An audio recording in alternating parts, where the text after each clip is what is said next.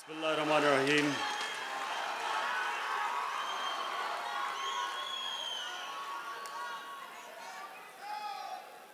ایاک نعبد و ایاک نستعین. میں آج عثمان ڈار آپ کو مبارک دیتا ہوں. آپ نے ٹائم لیا، پوری طرح ہوم ورک کیا، اور پھر آج جو آپ نے کامیاب جوان کا جو پہلا فیز جو آج آپ اناؤنس کر رہے ہیں، میں آپ کو اس لیے مبارک دیتا ہوں کہ اس کے اندر جو سب سے امپورٹنٹ چیز ہے وہ ہے میرٹ.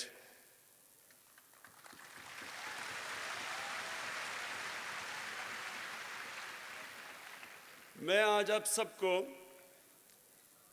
ہمارا پاکستان کا فیوچر یہاں اس ہال میں ہے، میں آپ سے پہلے یہ پروگرام آپ کے سامنے لانے سے پہلے دو تین آپ سے باتیں کروں گا. سب سے پہلے میرٹ. دیکھیں، دنیا میں وہ قومیں آگے بڑھتی ہیں جن میں میرٹ کا سسٹم بہتر ہوتا ہے. مسلمانوں کی نبی صلی اللہ علیہ وسلم نے جو مدینہ کی ریاست بنائی، اس کے بعد مسلمان اوپر جاتے رہے. دنیا کی سب سے بڑی سپر پاور مسلمان تھے تقریباً 1000 سال تک، لیکن وہ پھر نیچے گئے اور مغرب آگے نکل گئی. تو علامہ اقبال اور ان سے پہلے شاہ ولی اللہ، انہوں نے ان سے جب پوچھا گیا کہ یہ کیوں مسلمان نیچے گئے اور مغرب آگے نکل گئی، تو انہوں نے کہا کہ مغرب کے اندر، یورپ کے اندر جمہوریت آ گئی، اور مسلمان ایک جمہوری کلچر جو مدینہ کی ریاست تھی اس سے بادشاہت کی طرف چلے گئے. اور بادشاہت میں میرٹ نہیں ہوتی، یہ یاد رکھیں، بادشاہت میں میرٹ نہیں ہوتی. جب اورنگزیب اس دنیا سے گیا تو ہندوستان کا جو مغل انڈیا کا جو جی ڈی پی تھا وہ 24% تھا دنیا کا جی ڈی پی. یعنی کوارٹر دنیا کی جو ساری سب سے زیادہ جدر دولت تھی وہ ہندوستان میں تھی. اور ہوا کیا، اتنی بڑی مغل سلطنت جو 180 سال تک ہندوستان کی سب سے بڑی سپریم بلکہ دنیا کی سپر پاور تھی، وہ کیوں نیچے چلی گئی؟ کیونکہ اورنگزیب کے بعد کوئی بھی ایسا اس کا سکسیسر نہیں آیا، اس کا بیٹا نہیں آیا جس میں وہ قوت تھی کہ اتنا بڑا سلطنت کو سنبھالے. میرٹ نہیں تھی. اگر اس کے بعد جمہوریت ہوتی تو ایک لیڈرشپ میرٹ کے اوپر آتی، خون کے اوپر نہ آتی. تو کہاں 180 سال 6 مغل بادشاہ رہے؟ 180 سال صرف 6 مغل بادشاہ تھے، ایک سے بہتر بادشاہ آتا رہا. لیکن اورنگزیب کے بعد تقریباً 17 سال میں 6 بادشاہ آ گئے. کسی میں بھی وہ طاقت نہیں تھی کہ اتنی بڑی سلطنت سنبھالے، کیونکہ میرٹ نہیں تھی، خون تھا، خون کے اوپر سلیکشن تھی. اور وہی تھا عثمانیہ سلطنت جو بھی دنیا کی سپر پاور تھی. سلیمان کے بعد کوئی بھی ایسا سلطان نہیں آیا جس میں وہ صلاحیتیں تھی کہ اتنی بڑا مغل آٹومن ایمپائر کو سنبھال سکتا. تو مغرب کیسے آگے چلے گی؟ وہاں جمہوریت آ گئی. جمہوریت پہ خون پہ سلیکشن نہیں تھی، میرٹ پہ تھی. اور جتنی اچھی جمہوریت اتنی زیادہ میرٹ. تو میرٹ ایک سب سے اہم چیز ہوتی ہے ایک قوم کے اوپر آنے پہ. جب قائد اعظم جب پاکستان بنا تو انہوں نے دو چیزوں کے اوپر خاص طور پہ کہا اپنی جو انہوں نے تقریر کی جب پاکستان جب بنا اور انہوں نے کانسٹیٹیوئنٹ اسمبلی کو تقریر کی تو انہوں نے کہا دو چیزیں یاد رکھنا، سفارشی جابری جو انہوں نے کہا اس کلچر کو نا میرٹ کو لے کے آنا، اور دوسری چیز انہوں نے کہا کہ کرپشن سے بچنا۔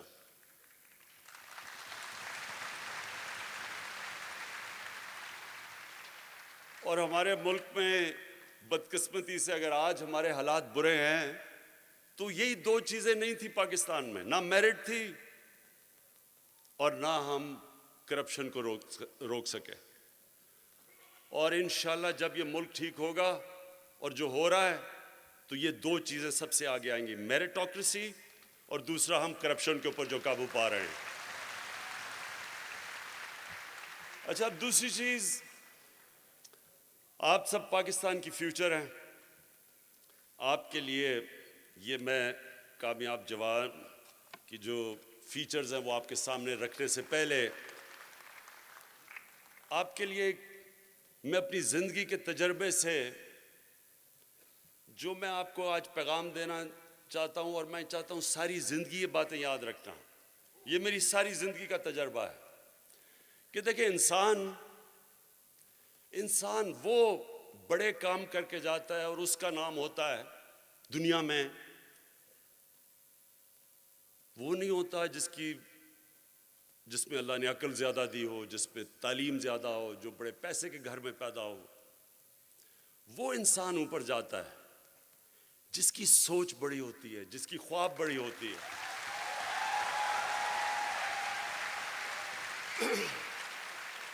اس لیے آپ سب کے لیے، یا خواتین ہیں یا نوجوان ہیں، سب کے لیے آپ کے کہ یاد رکھنا، بڑی خواب، بڑی سوچ بڑی رکھنا، اور بڑی سوچ ہمیشہ ایک انسان سے نکل کے ہوتی ہے۔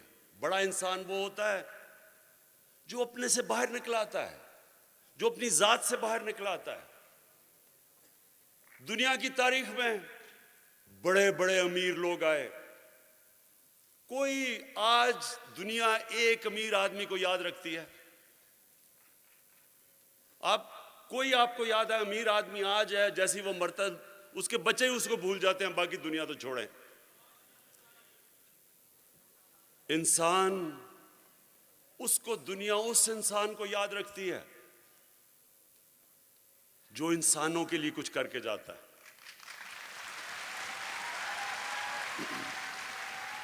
اس لیے جو سب سے جس کو greatest man in human history, جو ایک 100 گریٹسٹ مین کی جو ایک کتاب ہے، اس میں نمبر 1 ہمارے نبی صلی اللہ علیہ وسلم ہے۔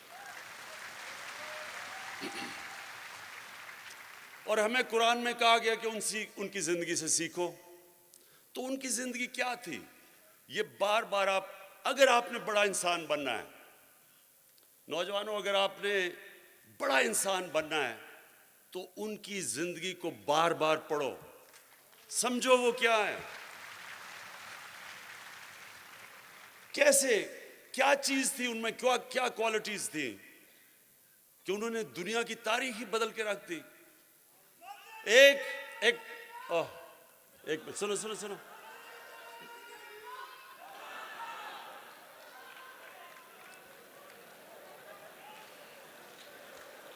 سنیں، ابھی نعرے نہیں مارنے، میں آپ سب کے لیے، میں ہمیشہ کے لیے آپ نے یہ چیزیں یاد رکھنی ہیں۔ دیکھیں اللہ نے کیوں کہا؟ اللہ نے ان کو اپنا حبیب کہا، انہوں نے کہا ان کی زندگی سے سیکھو۔ ہم جب بڑے تھے ہمارے اور رول ماڈلز تھے، میرے کرکٹ کے رول ماڈلز تھے، اور راستے میں رول ماڈلز بنتے آئے، پاپ سٹارز تھے وغیرہ وغیرہ۔ ابھی بھی لوگ جو بزنس میں ہوتے ہیں وہ بل گیٹس کو رول ماڈل بنا لیتے ہیں، یا اور جو سٹیو جابز وغیرہ وغیرہ۔ لیکن یہ یاد رکھیں کہ یہ کوئی بھی ان کے پیر کی مٹی کے بھی برابر نہیں پہنچ سکتے۔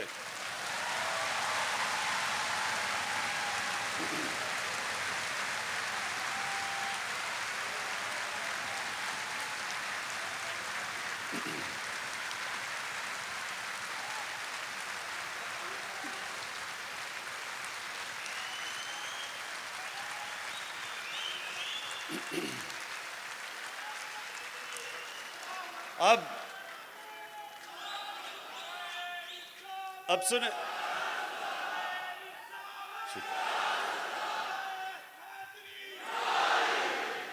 اچھا اب میں آپ کو ایک منٹ, ابھی نہیں, بس.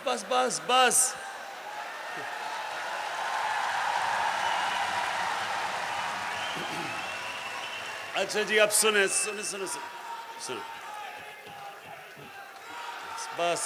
بس سنیں. اچھا اب میں آپ کو اب یہ یاد رکھیں کہ ان کی جو زندگی ہے وہ دنیا, یہ تاریخ کا حصہ ہے, ہسٹری کا حصہ ہے. ہمیں پتہ ہے وہ کب پیدا ہوئے, کب انہیں ہجرت کی, کب اس دنیا سے پردہ کیا, ایک ڈیٹ پتہ ہے ہمیں.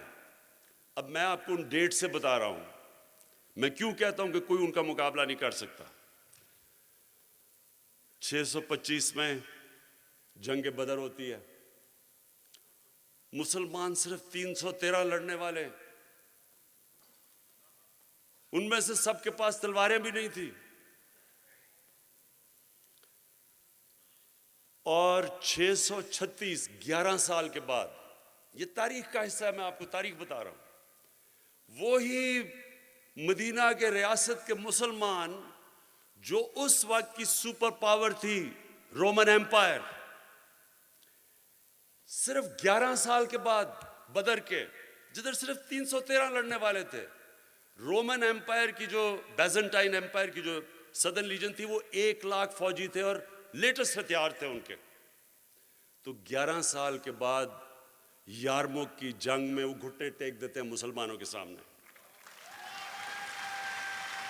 ایک منٹ بھائی سن لو, یہ, اور میں آپ کو تاریخ بتا رہا ہوں, یہ کوئی گریک میتھولوجی نہیں ہے, یہ تاریخ ہے. اور 638 اس کے 2 سال کے بعد جو دوسری سپر پاور تھی پرشین ایمپائر, وہ قدسیہ کی جنگ میں ان کے سامنے گھٹنے ٹیک دیتے ہیں. تو 13 سالوں میں, جنگ بدر کے 13 سالوں کے بعد وہ دنیا کی سب سے عظیم قوم بن جاتی ہے. تو کیا کیا تھا؟ کبھی کوئی آپ نے کہیں ایسی چیز سنی ہے کہ کوئی اتنا ایسا انقلاب آیا ہو؟ اور پھر وہ سویلائزیشن اگلے 700 سال تک سب سے بڑے سائنٹسٹ مسلمان تھے, اور وہ دنیا کی سب سے بڑی تہذیب تھی. مسلمانوں کا کیریکٹر انہوں نے ایسا بنایا کہ انڈونیشیا اور ملیشیا میں مسلمان تاجروں کو دیکھ کے لوگ مسلمان ہو گئے. ایمانداری تھی ان کی, سچائی تھی. میں یہ جو آپ کو کہہ رہا ہوں یہ آپ نے سمجھنا ہے نوجوانوں, بیکاز فیوچر تو آپ کا ہے. تو آپ نے ایک چیز سمجھنی ہے. نمبر 1 سب سے امپورٹنٹ چیز یہ کہ ہمارے نبی صلی اللہ علیہ وسلم نے انسانوں کو بدلا. اور قرآن کی آیت ہے کہ میں کبھی کسی قوم کی حالت نہیں بدلتا جب تک وہ قوم خود اپنی حالت بدلنے کی کوشش نہ کرے. یعنی کہ اگر ہم نے نیا پاکستان بنانا ہے تو حکومت ایک طرف کوشش کرے گی اور قوم دوسری طرف کوشش کرے گی, مل کے نیا پاکستان بنے گا. اور پھر ہم نے ان کی زندگی سے کیا سیکھا؟ مدینہ کی ریاست پہلے دن مدینہ کی ریاست نہیں بن گئی, پہلے دن سے جدوجہد شروع ہوئی, آہستہ آہستہ چینج لے کے آئے. پہلے دن وہ چینج نہیں تھا. جو تبدیلی ہوتی ہے آہستہ آہستہ آتی ہے, انسان بدلتے ہیں, مائنڈ سیٹ بدلتا ہے. وہ بھی لوگ, مدینہ کے لوگ, وہ بھی انہوں نے اپنا کیریکٹر بدلا. عظیم قوم بنتا ہے, کوئی آ کے ایک سوئچ آن نہیں ہو جاتا کہ ایک دم تبدیلی آ جاتی ہے. ذہنوں میں پہلے تبدیلی آتی ہے, پھر زمین پہ تبدیلی آتی ہے.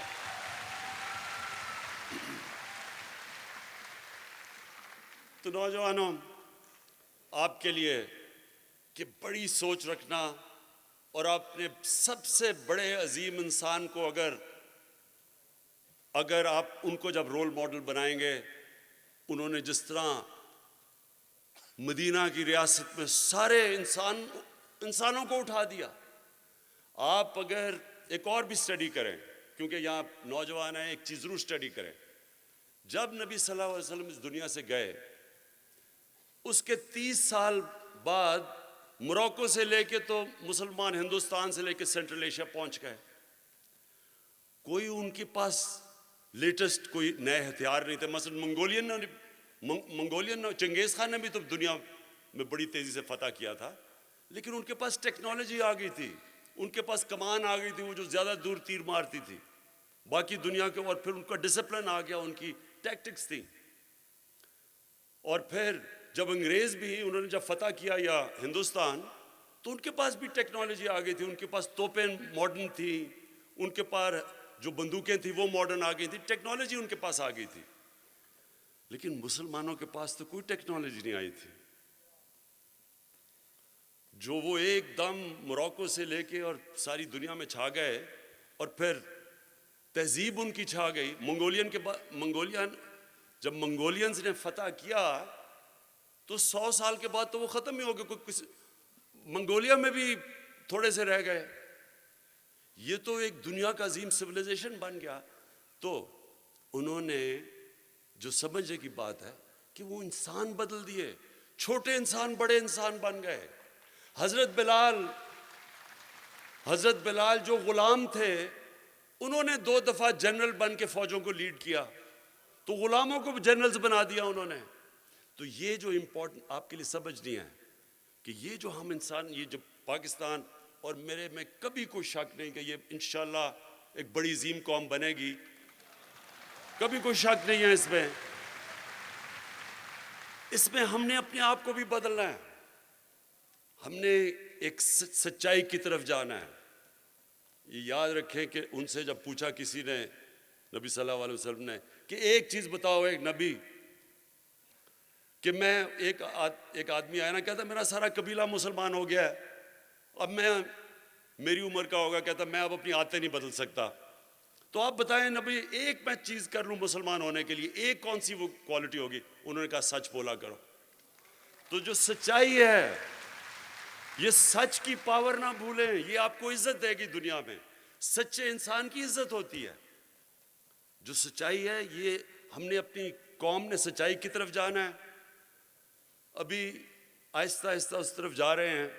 میں تو اب جب سے میں 14 مہینے ہو گئے، میں جب دیکھتا ہوں ڈپارٹمنٹس کا، تو سب سے بڑا مسئلہ کیا ہوتا ہے؟ ٹیکسی لوگ جن دیتے ہیں، وہ تاجروں کے پاس جاتے ہیں، وہ کہتے ہیں جی ہم نے CN سے ہی نہیں، ہم نے ٹیکسی نہیں دینا. بھی ٹیکس نہیں دینا تو ملک کیسے چلے گا؟ ہمیں تعلیم بھی چاہیے، ہمیں صاف پینے کا پانی بھی، ہمیں لا اینڈ آرڈر بھی، لیکن ٹیکس نہیں دینا ہم نے. یہ ہمیں ذہن بدلنا پڑے گا. ایک خوددار قوم اپنے پیر پہ کھڑی ہوتی ہے، بھیک مانگ کے قرضے لے کے قوم نہیں بنتی.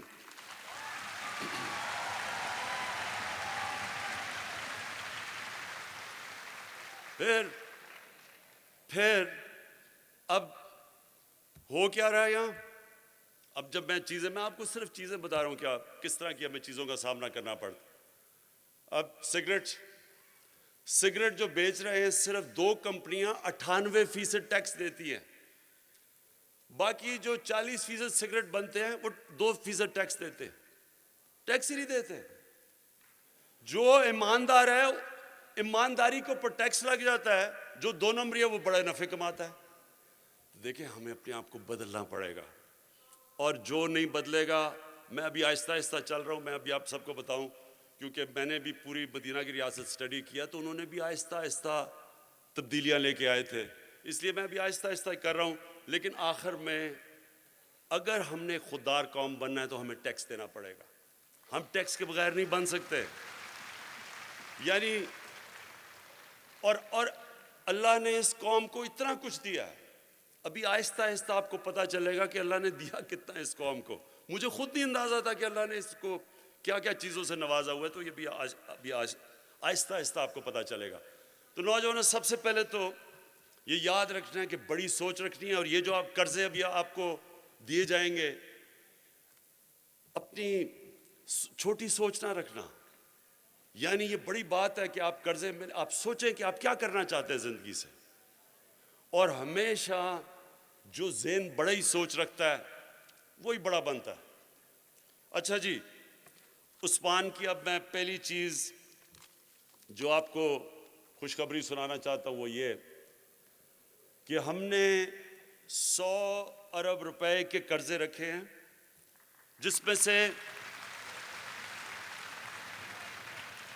یہ نوجوانوں کے لیے ہیں، اور جس میں سے 25 ارب صرف خواتین کے لیے اسپیسیفکلی ہوں گے.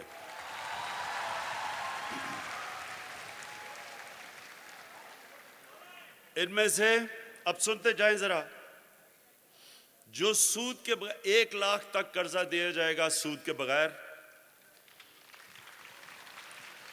اور یہ 45 ڈسٹرکٹ میں جو سب سے کمزور طبقے ہوں گے ان کے لیے قرضے دیے جائیں گے لاکھ سے نیچے. دوسرے کنسیشنری یعنی کنسیشن پہ قرضے دیے جائیں گے، وہ 1 لاکھ سے 5 لاکھ تک ہوں گے. اور جو تیسرا ٹیئر ہے وہاں 5 لاکھ سے 50 لاکھ تک قرضے دیے جائیں گے، اور یہ سب میرٹ کے اوپر ہوگا. ہمارا ٹارگٹ ہوگا کہ 10 لاکھ نوجوانوں کو ہم قرضے دیے، 10 لاکھ نوجوانوں کو انشاءاللہ، اور وہ ان کو موقع ملے گا اپنی بزنسز سیٹ اپ کرنے کا. اور جتنا اچھا آئیڈیا ہوگا آپ دیکھیں گے، کیونکہ میرٹ پہ قرضے ملیں گے، کوئی سفارش نہیں چلے گی.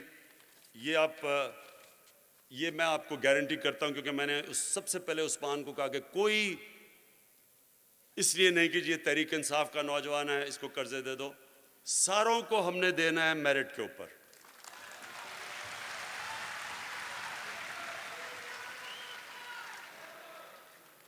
ہم ویسے فضل الرحمان کے لوگوں کو بھی قرضے دے دیں گے اگر وہ میرٹ کے اوپر آ گئے.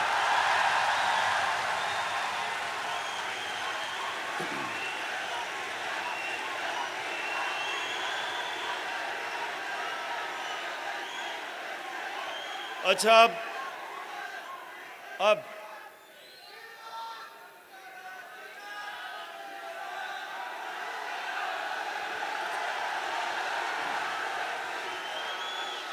مجھے پتہ ہے کہ یہ پہلی اسمبلی ہے جو ڈیزل کے بغیر چل رہی ہے.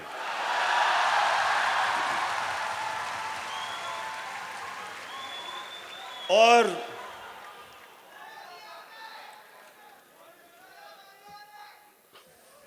میں اس کے اوپر مزید اور بات نہیں کروں گا. اچھا جی، دوسرا اسکل ایجوکیشن.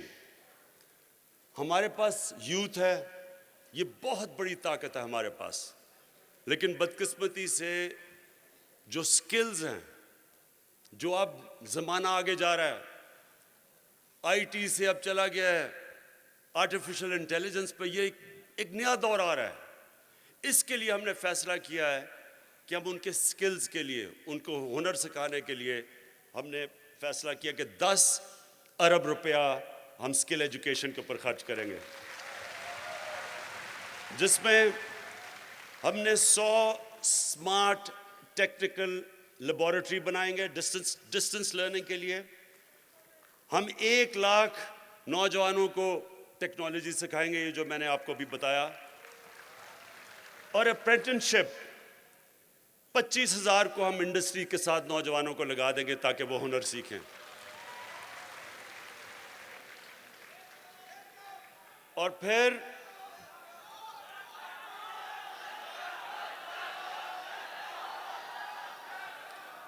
سنو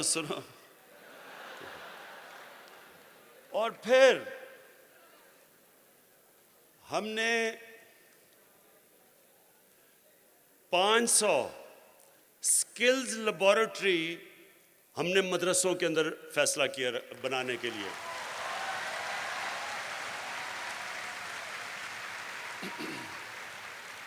دیکھیں، یہ پہلی حکومت آئی ہے، نوجوان ذرا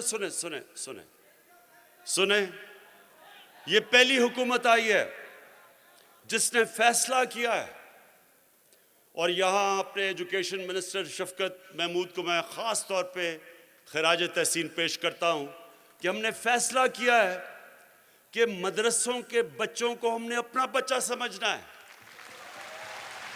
ہم نے ان کو دینی تعلیم کے علاوہ سائنس بھی پڑھانی ہے. ہم نے ان کو وہ ٹیکنالوجیز دینی ہے تاکہ یہ جو مرضی بننا چاہے، ڈاکٹرز، انجینئرز، جنرلز، ججز، جو بھی بننا چاہے. اور یہ ہم نے بڑی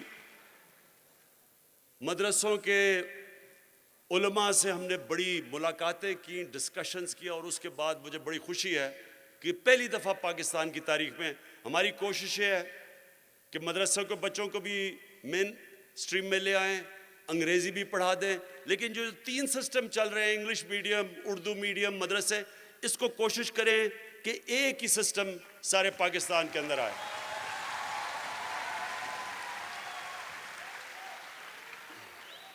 اس کے بعد ہم نے فیصلہ کیا کہ 2000 ٹیچرز کو ہم انٹرنیشنل ٹریننگ دیں گے، باہر سے ٹرین کر کے آ کے، تاکہ ہمارے نوجوانوں کو وہ اسکل ایجوکیشن دیں. اچھا جی، تیسرے جو عثمان ڈار نے ابھی بات کی تھی کہ ہم نے ایک فیصلہ کیا creation of a national youth development foundation, یعنی سارے پاکستان کے لیے ایک یوتھ ڈیولپمنٹ فاؤنڈیشن بنانے لگے ہیں. چاہے وہ بلوچستان میں ہوں، چاہے وہ سندھ میں ہوں، اب تو فاٹا اور کے پی اے کی بن چکا ہے. سارے پاکستان کے لیے ایک فاؤنڈیشن بتائیں گے جدھر سب ہمارے جو نوجوان ہیں وہ انٹریکٹ کر سکیں، ایک دوسرے سے ایکسچینج کر سکیں، ایک دوسرے کے پرابلم سمجھ سکیں، روزگار کدھر مل رہا ہے، اپرچونٹیز کدھر ہیں، آگے ملک کدھر جا رہا ہے، کون سی انڈسٹری کے اندر انہیں سکل چاہیے. یہ پورا انٹریکشن ہوگا، اور یہ ایک ایسی انشاءاللہ فاؤنڈیشن بن رہی ہے جس کی بڑی ضرورت تھی، کیونکہ ابھی تک کوئی یوتھ کے لیے اس طرح کی فاؤنڈیشن نہیں تھی. اور میں انشاءاللہ یہ جب اب پروگرام شروع ہوگا، اس کو پرائم منسٹر آفس سے فالو کیا جائے گا. میں خود اس کو مانیٹر کروں گا. اور آگے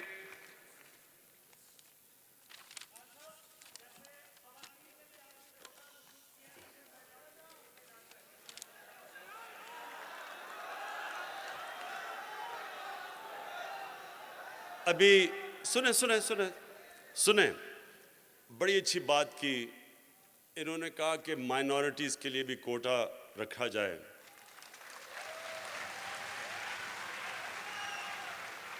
میں پھر سے اپنے قوم کو یہ بتانا چاہتا ہوں، یہ بار بار کہہ بیٹھا ہوں کہ ہمارے جو رول ماڈل ہیں ان کو رحمت العالمین کہتے تھے، رحمت المسلمین نہیں کہتے تھے. ہمارا جو رب ہے وہ رب العالمین ہے، سب انسانوں کا خدا ہے. اس لیے پاکستان وہ ملک بنے گا اور بننے جا رہا ہے، کیونکہ ابھی تک ہم نے اپنی اقلیتوں سے جو ہمیں جس طرح کا ان کو وہ یعنی جس طرح کے برابر کے شہری رکھنا چاہیے تھا، مجھے کئی دفعہ مایوسی ہوتی ہے، ہم اس پر نہیں اترتے. لیکن انشاءاللہ جو نیا پاکستان ہے وہاں برابر کے شہری بنیں گے، اور انشاءاللہ ہر جگہ ہماری اقلیتوں کو ہم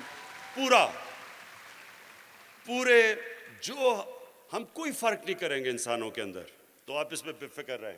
اچھا جی، آگے 1 منٹ، آگے میرے 3 پروگرام ہمارے آنے والے ہیں آگے.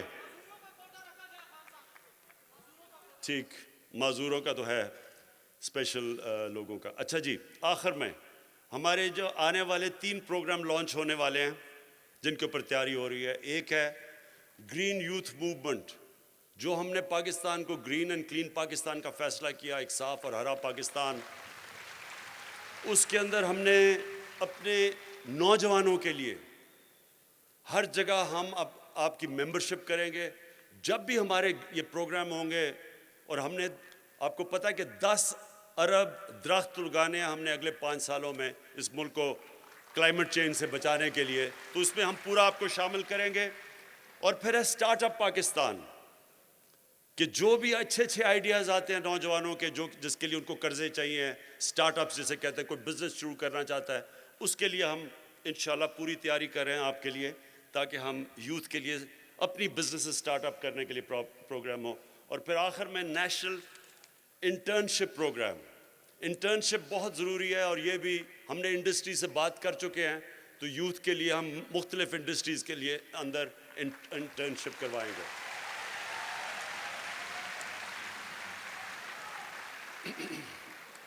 اب آخری چیز اپنی یہ بات ختم کرنے سے پہلے ایک چیز آپ نے سب یاد رکھنی ہے، آپ کتنا زندگی میں اوپر جائیں گے، نمبر 1 آپ کی خواب کتنی بڑی ہے، آپ کی سوچ کتنی بڑی ہے، اور دوسری چیز کہ زندگی میں آپ کتنا اوپر جائیں گے وہ اس چیز پہ ڈپینڈ کرے گا کہ آپ اپنے برے وقت، جو مشکل وقت آتا ہے، برا وقت آتا ہے، اس کا کیسے سامنا کرتے ہیں۔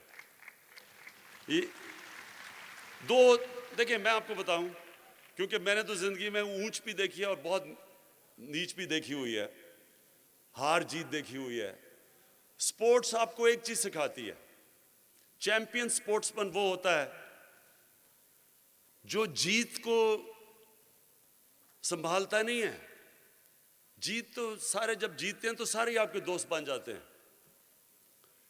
جب آپ جیتتے ہیں تو جو آپ کے دشمن ہیں وہ بھی تالیاں بجانی شروع ہو جاتے ہیں، لیکن آپ جب ہارتے ہیں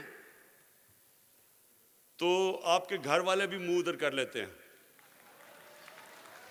جب میں اپنی ٹیم کو بتایا کرتا تھا، میں ٹیم کو، کیونکہ میری جب نئے نئے کھلاڑی آتے تھے نا ہماری ٹیم میں، تو میں ان کو بتاتا تھا کہ جب ہم ہارتے ہیں نا تو 2-3 میں نے ان کو بتایا کہ نمبر 1 تو اگلے دن کے اخبار نہ پڑھو، کیونکہ ایک تو آپ گراؤنڈ پہ پھینٹا لگانا ہے تو کھا کے آئے ہو، اور اگلے دن اخبار میں ضرور پڑھنا ہے کہ کتنی بری طرح آپ کو مار پڑی تھی، تو اخبار نہ پڑھا کرو۔ دوسری چیز کہ کبھی بھی کسی شادی پہ نہ جایا کرو، کیونکہ ایک عجیب سی چیز ہے کہ آپ کے رشتہ داروں کو زیادہ خوشی ہوتی ہے جب آپ کو پھینٹا پڑتا ہے، اس لیے کسی شادی پہ نہ جایا کرو۔ لیکن یہ اب سنیں، جو چیمپئن ہوتا ہے نا، چیمپئن ہار سے ڈیمورلائز نہیں ہو جاتا، دل نہیں چھوڑ دیتا، چیمپئن ہار سے سیکھتا ہے۔ ہار آپ کو سکھاتی ہے، جو آپ کو برا وقت سکھاتا ہے وہ جیت آپ کو نہیں سکھاتی۔ برا وقت آپ کو موقع دیتا ہے کہ میں نے کیا غلطیاں کی، ان کو کیسے میں نے ٹھیک کرنا ہے، اور آپ کتنا اوپر جائیں گے جتنا آپ بہتر اپنی غلطیوں کا جائزہ لے سکیں گے، غلطیاں دور کریں گے، محنت کریں گے، پھر اوپر چلے جائیں گے۔ یہ ہے سائیکل دنیا کا۔ تو جب مشکل وقت آتا ہے یہ سمجھیں کہ یہ آپ کی بہتری کے لیے آیا ہے، کیونکہ یہ آپ کو سکھاتا ہے، یہ آپ کو بتاتا ہے کہ کیا غلطیاں آپ کی۔ تو جو بھی ایک سٹرگل جانتا ہے، اور جو سپورٹس ہیں یہ سکھاتے ہی آپ کو ایک چیز ہے، سٹرگل، اور جو سٹرگل کرنا سیکھ جاتا ہے وہ آخر میں اس پوائنٹ پہ پہنچ جاتا ہے جب ہار اس کو ہرا نہیں سکتی۔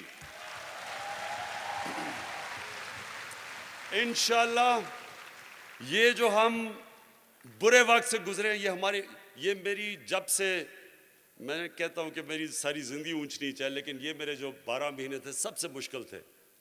سب سے مشکل کیوں تھے؟ کیونکہ ایک ملک ہمیں دیا گیا جس کا دیوالیہ نکلا ہوا تھا، اور دیوالیہ ایک چیز کا نہیں، صرف جو ادارہ اٹھائیں اس کا دیوالیہ نکلا ہوا تھا۔ یہ ہمارے لیے ایک سال سب سے مشکل وقت گزرا ہے، لیکن میں آپ کے سامنے آج کھڑا ہو کے کہہ رہا ہوں کہ آپ کا، اس ملک کا، اللہ میں مجھے پورا ایمان ہے، اچھا وقت شروع ہونے والا ہے آپ کا انشاءاللہ۔